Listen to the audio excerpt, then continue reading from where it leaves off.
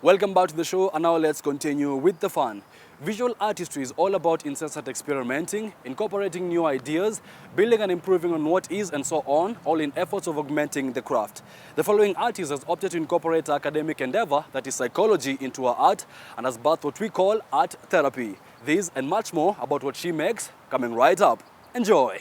While some artists dedicate their craftsmanship to one art medium, others like Sheila Wanja often yearn to stretch their creative limits, thus pursue a number of mediums. For now, I am actually experimenting. I'm looking for a style of art that suits me, but I can do most of the art. Like I can do pencil, painting. Now I'm in that part of me, like I'm still discovering.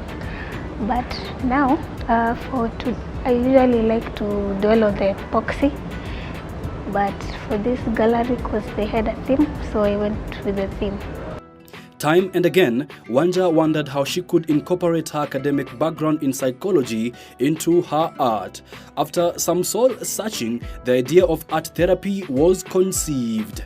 I used to draw a lot, but now I didn't go that side because I was placed by CUSIPS to do that, to do the psychology.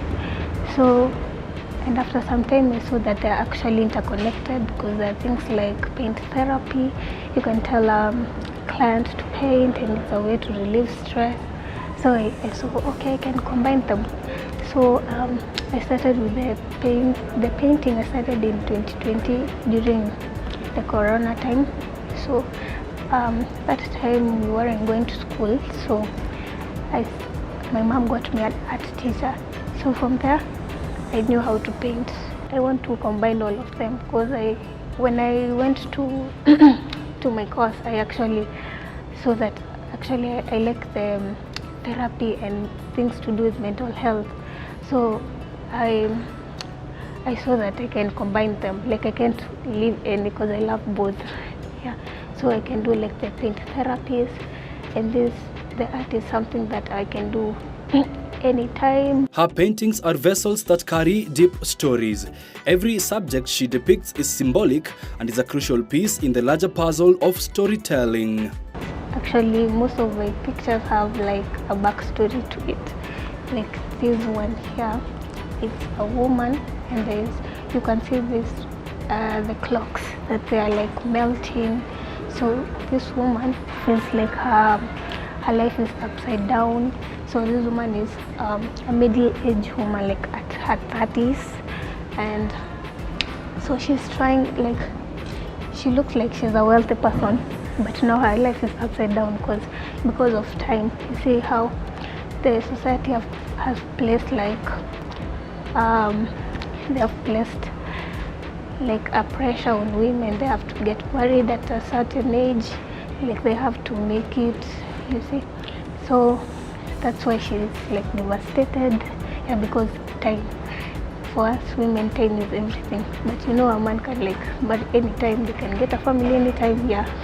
For this one, I usually start with a sketch, a pencil sketch, and then now I start with a base color.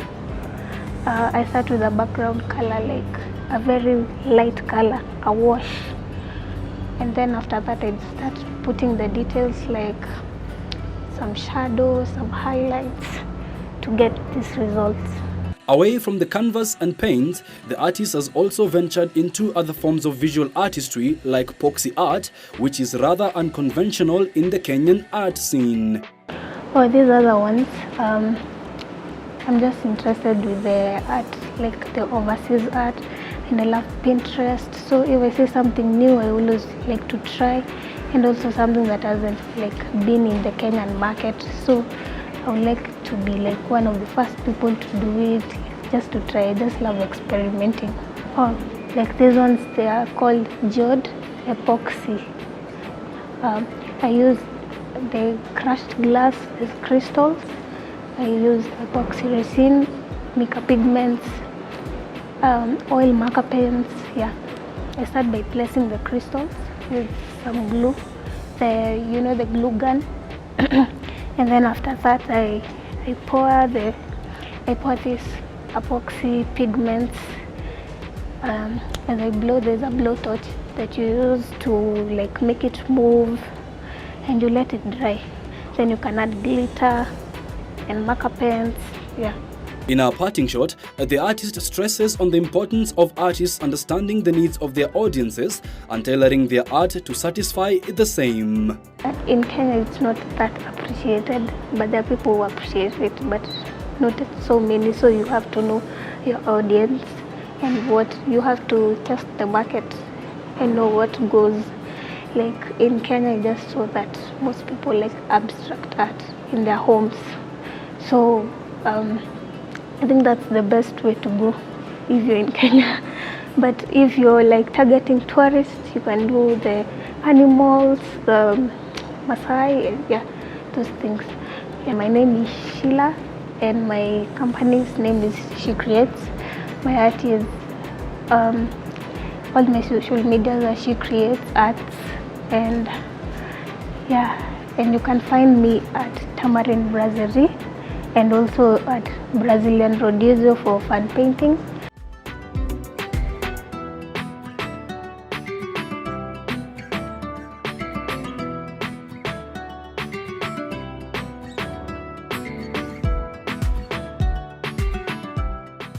A multi-medium artist who is using her art for a good cause.